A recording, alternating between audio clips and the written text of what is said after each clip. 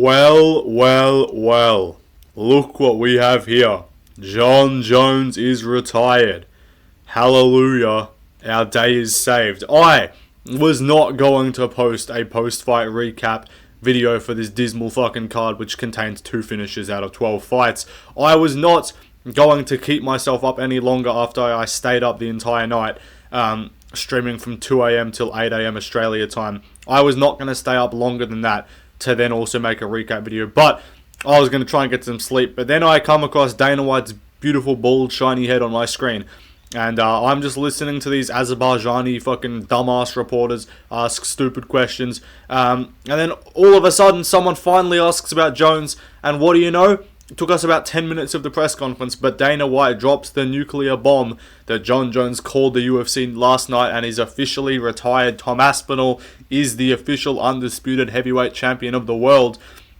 And balance has been restored, order has been restored to the sport, and this is good. This is what we wanted, this is what we did, this is what the petition got to basically 200,000 signatures for this very reason, and now we're good, we're done. So, yeah, that's it, honestly. Like, I guess I'll talk about this for a bit, and then I'll do a very quick post-fight recap for Baku as well, just for the main fights, but this is what we wanted. I don't really know what to fucking talk about. Dana also added to it later on. Someone asked something else, who's next for Aspinall then.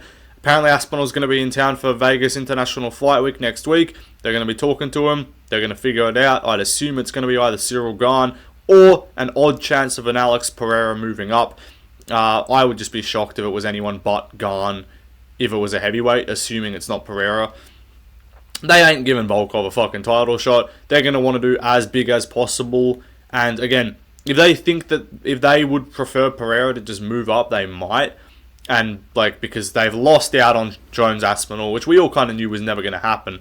But if they want something sort of similar star power-ish and as big of a fight, then that's where you go to Pereira. But if they're just trying to see Aspinall get in there and fight, my best guess is they're putting him on, like, UFC 320 against Gane. But if it is the Pereira fight, then you'd expect it's probably an MSG type setup. So yeah, we'll see what's next for Aspinall. Apparently announcements coming soon. I assume we'll probably get a bunch of fight announcements for during International Fight Week as well, so that'll be good. But yeah, we're all happy. I don't really know what to say. I mean, this is it. Like, people, every fucking MMA podcast that I've ever listened to has just been rinse and repeating, asking, oh, so this came out about Jon Jones, and do you think he's ever going to take the fight? And the answer is always no, because guess what? He was never going to take the fight, and now that's clearly evident, because he's fucking retired. And as Tom Aspinall said about a year ago from now, I'm going to retire Jon Jones without even fighting him. He's done that. Jon Jones is out the sport. He's out of our fucking way. He can go off and be irrelevant. And I know that Jon Jones is going to come back. Well, he's not going to come, sorry. He's going to see Tom Aspinall go and smoke whoever he fights next. He's going to see everyone ranting and raving about the best thing at heavyweight, the undisputed champion, the real champion who's actually fighting in the division, not 40-year-old firefighters. And he's going to get jealous. He's going to do his little gay little shit where he fucking complains and it just is like, I'm not really concerned with the opinions of the MMA fan base. And he's going to do his little bullshit like that and pretend he doesn't care. But I'm just going to say this. I don't think this is the last time we hear Jon Jones' name in the news in terms of a fight or a fight not happening. Because I just cannot see this dude with the fucking ego that he has sitting on the sidelines and watching Aspinall just smoke everyone as champion and talk, and no one's going to talk about Jon anymore and no one's going to care, and he didn't get his proper retirement. To me, I don't think this is the last we've seen of Jon Jones. I hope it is. I don't want to have to deal with him ever again. He's a fucking nuisance and scumbag and a plague on the sport. But I would just be shocked if we don't see anything about Jones ever again in about a year or two. Maybe not two, like sometime next year, Jones will rear his ugly head and we're going to have to deal with this gay little duck fucking interfering in the sport. But anyway, that's it. Honestly, in terms of this news, there's not much else to discuss. It's crazy that no one even asked like follow-ups and no one really pressed on like, oh, who's next? What about this? What about this? So yeah, I mean, I'd assume heavyweight is going to be match made as follows, assuming that it is in fact Gane that gets the title shot. You probably do that. Obviously, Pavlovich is fighting Waldo Cortez. You probably do Volkov versus the kid's name is Jelton Almeida. Curtis Blades just won a fucking shitty decision. You probably give Curtis Blades like a fucking Tybora or some bullshit like that. I don't even know what you do with Curtis Blades. That was awful. But heavyweight can finally start moving again. The division's still terrible, and don't get me wrong, this was like one of like 2 fights, which is somewhat interesting. But it is what it is, because we knew it wasn't like, oh my god, we've just lost this fight. Breaking news, this fight's not happening. Like, that we were kind of on the island of the fights not happening, and then any news otherwise is like, oh, cool. But we were never on the news of, like, expecting this to be the fight, and then being heartbroken when it wasn't. Because all we really wanted was just to have Jones stripped of the belt, to have Aspinall as the undisputed champion, actually defending the belt and fighting for titles actively. So heavyweight can hopefully be revived somewhat. We've got some guys coming in. I guess they can sign a few other people, maybe. I'm not sure. But hopefully, Riz Van Kuniev, obviously, sorry, buddy, you lost your split decision. You're not getting a title shot, kid. But apart from that, it's not even about the division. The division is still dead. This is not like made the division drastically better. It's just like, okay, now we can at least just run all these fights and we don't have to deal with this bullshit anymore. So, shout out Tom Aspinall, shout out Dana White for finally fucking putting an end to this charade and stopping with this, yeah, what's the question? Jones Aspinall? Yeah, fight's gonna happen sometime in the next decade. We'll announce it when it's ready. If it's done, you'll hear from us. Like, we're done with that fucking bullshit, that chicanery. I don't even know if that's the appropriate word to use in that situation. But we're done with all that and we can finally move on. That's all we really wanted. So yeah, that's it. And now I'm just going to quickly recap this Baku card because it was fucking terrible. So, the main event, Khalil Roundtree, Jamal Hill. This shit was ass. I don't know. It wasn't ass. It was just uninteresting and I was also dead tired. So, I was zoning out. I was mumbling. I was just doing all sorts of things during this main event. I don't know what the fuck this guy's doing. I was just not interested at all, to be honest. Like, it took me like 2 rounds to be like, yeah, Jamal's just incapable of defending leg kicks or punches. Like, his defense is awful. He looks genuinely atrocious throwing punches. How was this guy ever undisputed champion? Embarrassment on the sport. And Khalil didn't even look that good. He was just won via speed. He didn't even look good. Like, he got tagged anytime Jamal actually threw combinations and moved forward. But he would just then leave himself open to get countered. So, I didn't find the main event all that interesting.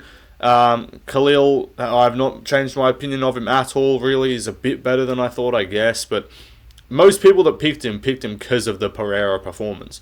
Like, if you'd looked at Khalil before the Pereira fight, no one really viewed him as that good. It was just people assuming, like, oh yeah, this is the level he's at now.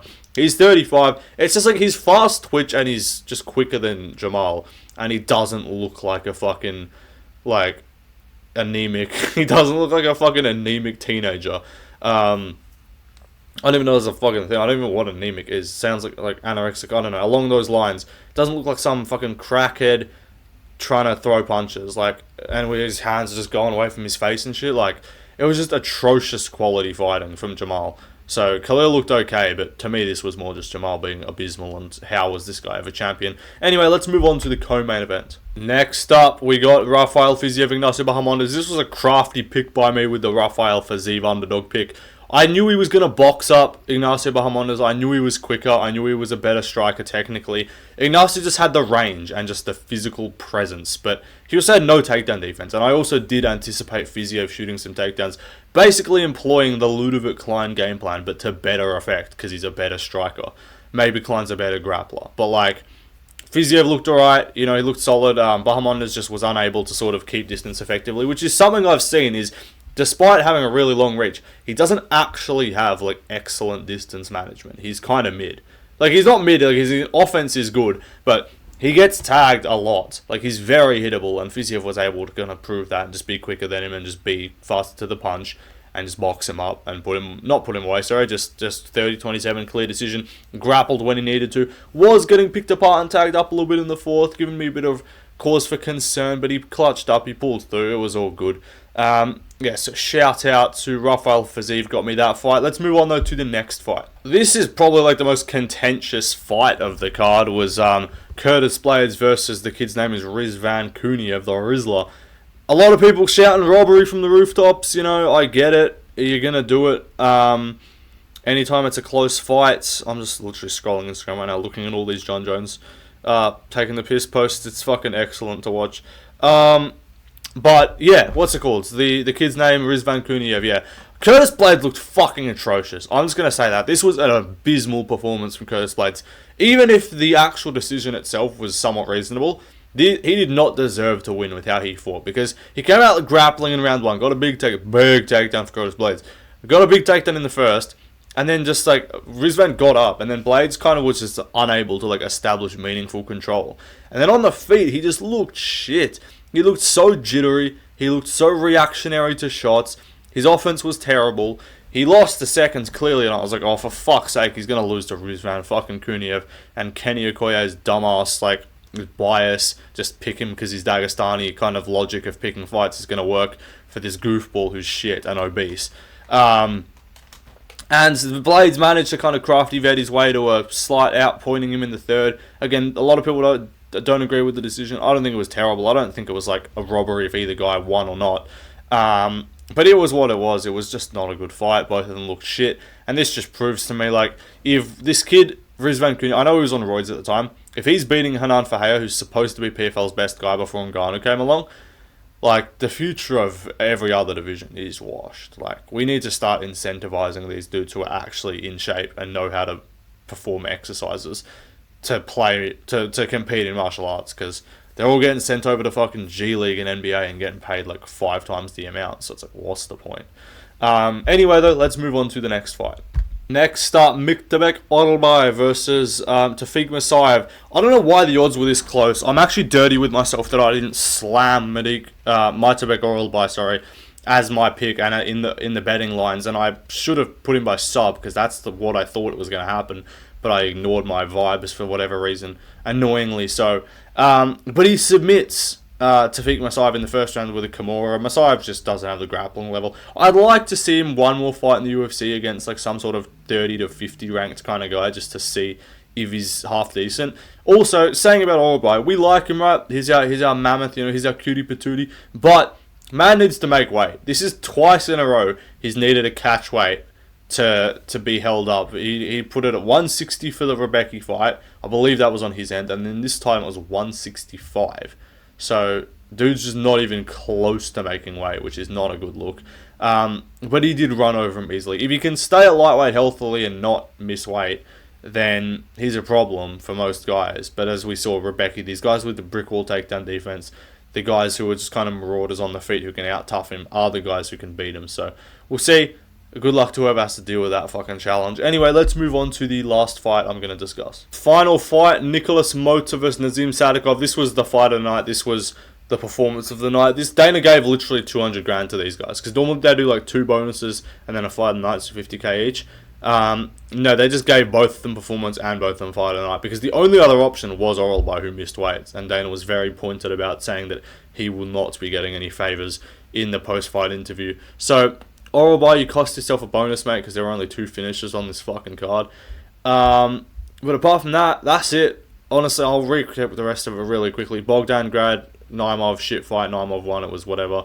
Oban Elliott, Loki got bitched by the Korean dude and got 30-27. That was fucked. It was funny to watch because Guru coped and had a meltdown. But also, I would have made money, a lot more money on the card. I ended up losing about $20. I would have probably made it almost around the 100 if Oban had won. Before that, from Yung Yong Park, I can't be bothered talking about it too much just because I'm trying to finish this video and get a nap. But Yung Yong Park was tuning up Nurdiev. You know, he was getting a little bit hit on the feet, but like, Nurdiev illegally fucking knees this kid in the nose, just in the fucking eye, on the ground, and cuts him open badly. Park clearly fucking can't see.